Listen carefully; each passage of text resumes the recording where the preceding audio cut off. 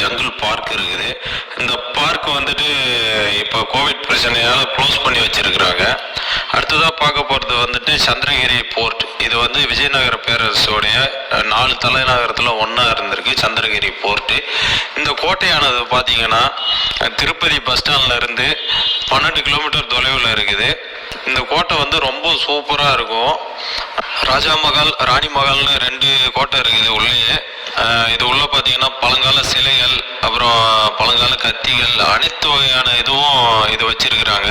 இங்கிருந்து போகிற வழியில் பார்த்தீங்கன்னா எஸ்வி ஜூன்னு இருக்குது. இந்த ஜூ ஆனது நம்ம ஊரில் எப்படி வண்டலூரோ அதே மாதிரி திருப்பதியில் இங்கே வந்துட்டு எல்லா விலங்குகளும் இங்கே இருக்குது. இதுவும் வந்து நம்ம போய் சுற்றி பார்க்கலாம். இது ரொம்ப அற்புதமாக இருக்கும். இதுக்கு அடுத்தது பார்த்தீங்கன்னா ஸ்ரீ கல்யாண வெங்கடேஸ்வரா சுவாமி டெம்பிள். இது வந்து பார்த்தீங்கன்னா சீனிவாச மங்கபுரம், அலமேல் மங்கபுரம் இல்லை, சீனிவாச மங்கபுரம். இது வந்துட்டு ஸ்ரீவாரிமெட்டு பாதைக்கு போகிற வழியில் இருக்குது. இந்த கோவிலில் வந்து பார்த்தீங்கன்னா திருப்பதி கோவிலில் எப்படி இருக்கிறாரோ வெங்கடாஜலபதி அப்படியே இருக்கிறாரு. இது வெங்கடாஜலபதியோடைய கோவில்.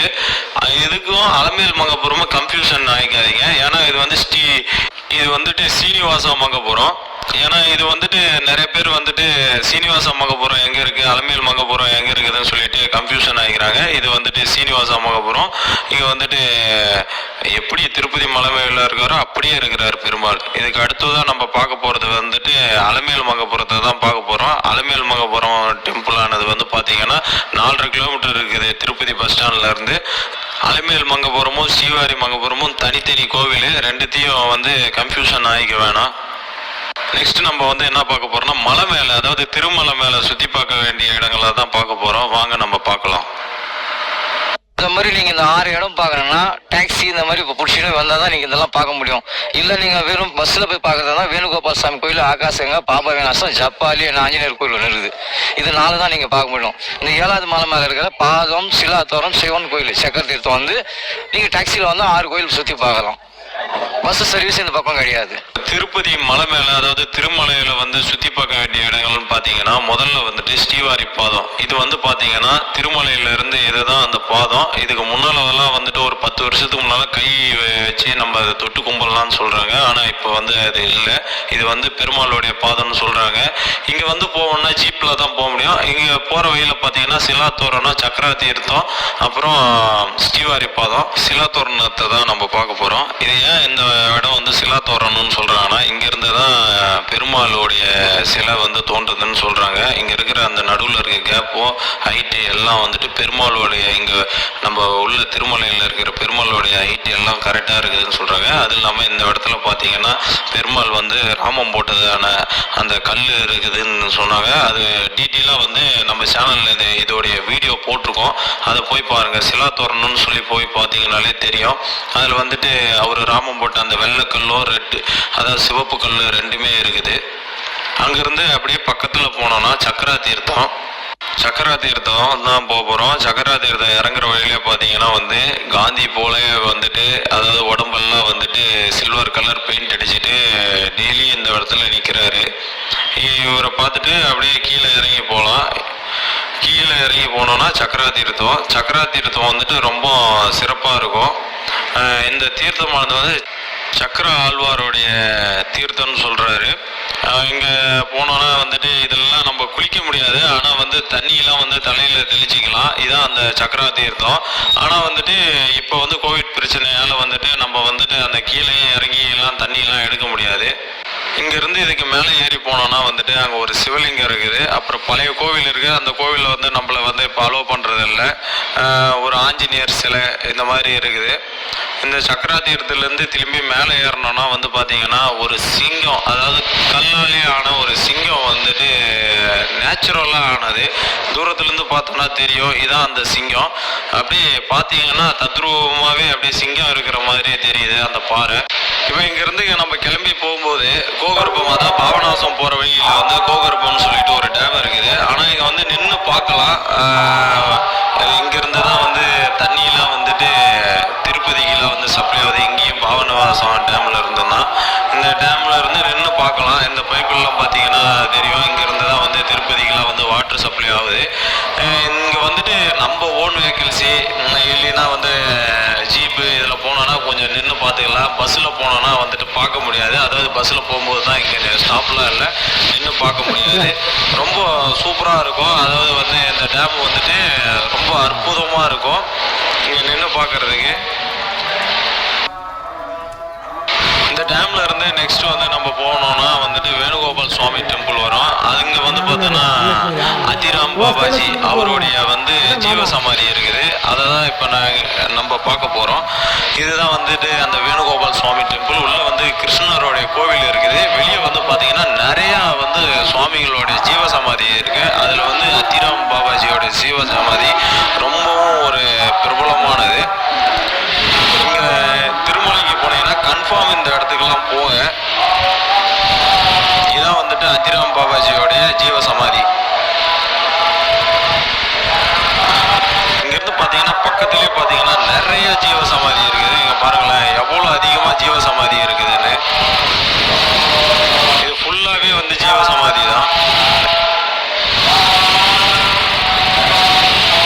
இந்த இதோடைய வீடியோலாம் வந்து பார்த்தீங்கன்னா நம்ம சேனல்லே இருக்குது. ரொம்ப டீட்டெயிலாக கொடுத்துருக்கோம், அது போயிட்டு பாருங்க. நெக்ஸ்ட் வந்து பார்த்தீங்கன்னா ஆகாச கங்கா. இந்த ஆகாச கங்காவில் வந்துட்டு யார் வந்து சுவாமின்னு பார்த்தீங்கன்னா ஆஞ்சநேயர் தாயானவர் அஞ்சமாதேவி அவருடைய கோவில் தான் இங்கே இருக்குது ஆகாச கங்கா. இது வந்துட்டு ஒரு நீர்வீழ்ச்சி. இந்த தண்ணி எங்கிருந்து வருதுன்னே வந்து இங்கே இருக்கிறவங்கெல்லாம் எவ்வளோ ட்ரை பண்ணி பார்த்துருக்காங்க. எங்கேருந்து வருதுன்னு இங்கே இருக்கிறவங்களுக்கே தெரியல. அந்த அளவுக்கு ஒரு அற்புதமான ஒரு வாட்டர் ஃபால்ஸ். இங்கே வந்துட்டு தலையில் தண்ணி தெளிச்சிக்கலாம், கொஞ்சம் குளிச்சிக்கலாம்.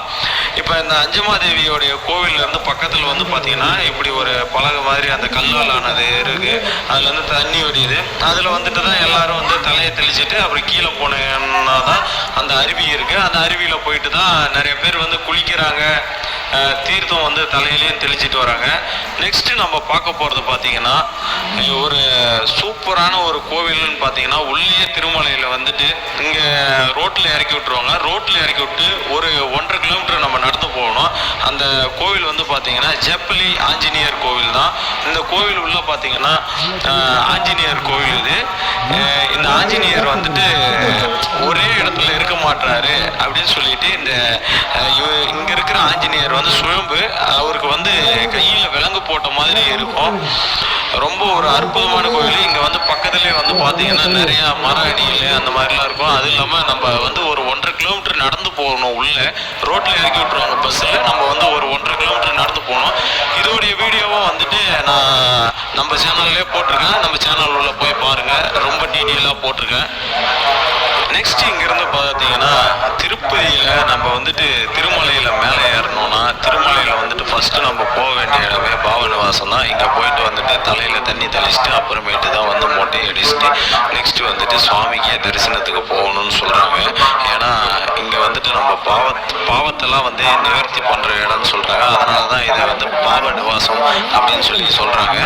ரொம்ப இங்கே பார்த்தீங்கன்னா மேலெல்லாம் அந்த இது மாதிரி இருக்க பாருங்க, அதுலேருந்து தண்ணி வந்துகிட்டு இருக்கும். அந்த தண்ணி வந்துட்டு தலையில் தெளிச்சுட்டு அங்கே உள்ள அம்மன் கோவில் இருக்குது, அதை போய் கும்பிடணும். இந்த சேனல் ஆரம்பித்தப்போ வந்து என் ஃப்ரெண்ட்ஸுங்க வந்து மற்றும் என்னுடைய ஃபேமிலி அப்புறம் எங்கள் மாமா பையன், அதாவது என்னுடைய கசின் பிரதர், அவன் வந்துட்டு ரொம்ப ஹெல்ப் பண்ணான். அதாவது திருப்பதி 2 vlog பண்ணும்போது அவன் தான் வந்து ஹெல்ப் பண்ணான். அப்புறம் என்னுடைய பிரதர்ஸு, எங்கள் ஊரில் இருக்கிற என் ஃப்ரெண்ட்ஸுங்களாக இருக்கட்டும், அப்புறம் என் கூட கிரிக்கெட் விளாட்ற ஃப்ரெண்ட்ஸுங்களாக இருக்கட்டும், எல்லாருமே வந்து எனக்கு வந்து ரொம்ப ஹெல்ப் பண்ணாங்க. அதாவது ஒரு வீடியோவும் வந்து அப்லோட் பண்ணும்போது அவங்க வந்து சொல்கிறது வந்து கரெக்ஷன் பண்ணுங்க, இப்படி பண்ணுப்பா, இந்த மியூசிக்லாம் சரியில்லை, அந்த மாதிரி வந்து டெய்லி வந்து டேரெக்டாகவே வந்து சொல்லுவாங்க. இந்த வீடியோவில் வந்து இதெல்லாம் கரெக்ஷன் பண்ணுன்னு. அவங்கன்னு இல்லை, மொத்தமாக சொல்ல போனால் ஒரு லாங் லிஸ்ட்டாக வரும் அந்த பேர். ஆல்மோஸ்ட் ஒரு 200-300 ஃப்ரெண்ட்ஸ் வந்து அதாவது யாராவது ஒருத்தவங்களாவது வந்து டெய்லி கால் பண்ணி இந்த வீடியோலையா இந்த மிஸ்டேக் பண்ணேன், இந்த வீடியோ நல்லா இருக்கு, அந்த மாதிரி வந்து கமெண்ட் பண்ணுவாங்க. ஆல்மோஸ்ட் பார்த்தீங்கன்னா ஃபஸ்ட்டு வீடியோ எடுத்தது வந்து பார்த்தீங்கன்னா ஏர்கட்டில் தான். அவள் ஏர்கட்டோடைய வீடியோ இருக்கும் நம்ம சேனலில். அந்த வீடியோ வந்துட்டு என் ஃப்ரெண்டு வந்து சுபாஷ் வந்து ரொம்ப ஹெல்ப் பண்ணாப்புல. நெக்ஸ்ட் வந்து டோனி வீடியோ, அதாவது டோனி ஹோம் ஆஃப் டோனின்னு சொல்லிட்டு நம்ம சேனலில் ஒரு வீடியோ இருக்கும். ரொம்ப வைரல் ஆனது அந்த விஷயம். டோனி சார் வேறையா ரிப்ளை பண்ணிருந்தாரு. அந்த வீட்டு ஹவுஸ் ஓனர் வந்துட்டு கோபிகிருஷ்ணன் அண்ணா. அந்த வீடியோ வந்து விளாக் பண்ண போகும்போது என் கூட வந்துட்டு வந்துட்டு வீடியோ எடுக்க வந்து ரொம்ப ஹெல்ப் பண்ணது வந்து ராஜண்ணா, அப்புறம் ஃப்ரெண்டு வந்து இன்னொரு தம்பி வந்துட்டு ஆகாஷ்னு வந்தாங்க. அவங்க வந்து ஹெல்ப் பண்ணாங்க. ரெகுலராக பிரதர் அப்புறம் இது போனாங்குப்பம்னு சொல்லி ஒரு விளாக் பண்ணுறப்போ அது வந்து ஹெல்ப் பண்ணது வந்து பார்த்தீங்கன்னா என்னுடைய ஃப்ரெண்டு, அதாவது வந்து தம்பி தான் முருகன், அப்புறம் சதீஷ், இவங்க வந்துட்டு ஹெல்ப் பண்ணாங்க. அப்புறம் ஒரு வடபாவுன்னு ஒரு வீடியோ போட்டிருப்போம். வடபாவு வீடியோ வந்து போட்டது வந்து பாண்டின்னு சொல்லிட்டு ஃப்ரெண்டு, அதை அவர் தான் வந்துட்டு வீடியோ எடுத்தார். திருப்பதி விளாக் பண்ணுறது வந்து ரொம்ப பெரிய ப்ராசஸ்ஸு. அதில் வந்து எனக்கு வந்து ஹெல்ப் பண்ணதுன்னு பார்த்தீங்கன்னா என்னுடைய அதாவது எங்கள் கசின் பிரதர் தான் அவர், மணிராஜன் சொல்லிட்டு. அவர் வந்துட்டு என் கூட வந்துட்டு கிட்டத்தட்ட ஒரு 2 விளாகும் பண்ணும்போது வந்துட்டு ஒரு 7 days என் கூடயே தான் ட்ராவல் பண்ணார். ஃபுல்லாக விளாக் வந்து கவர் பண்ணி எடுத்தோம். அது மட்டும் இல்லாமல் ஃப்ரெண்ட்ஸுன்னு வந்து பார்த்தீங்கன்னா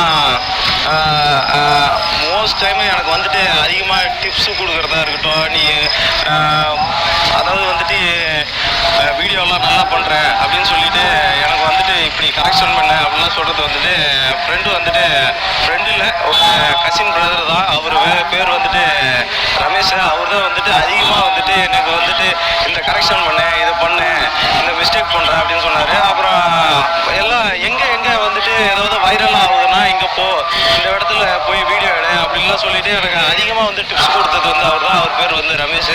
அது அப்புறம் எங்கள் ஊர் பசங்க எல்லாருமே, எங்கள் ஊர் பசங்கன்னு இல்லை, என் ஃப்ரெண்ட்ஸுங்க எல்லாருமே வந்து எனக்கு சப்போர்ட் பண்ணாங்க. எல்லாருக்கும் வந்து தேங்க்யூ. 5K சப்ஸ்கிரைபராக இருக்குது, 5 million சப்ஸ்கிரைபராக 1 yearல ஆக்குறோம், சக்ஸஸ் ஆக்குறோம். தேங்க்யூ ஃபார் வாட்சிங். குட் பாய்.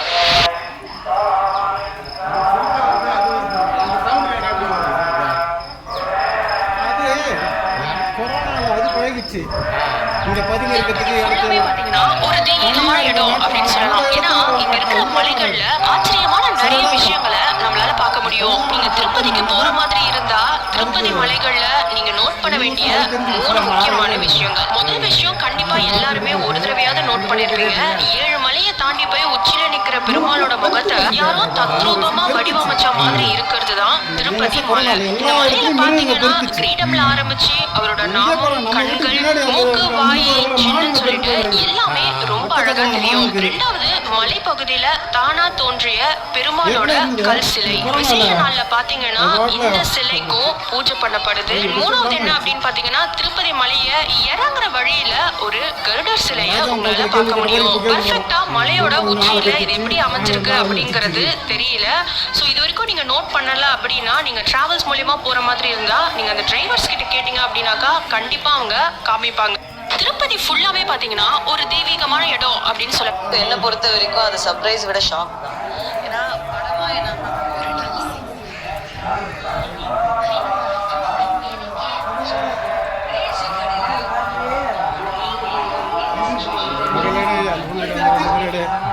அதெல்லாம் தப்பு இல்லை, நேரம் எடுக்கலாம்.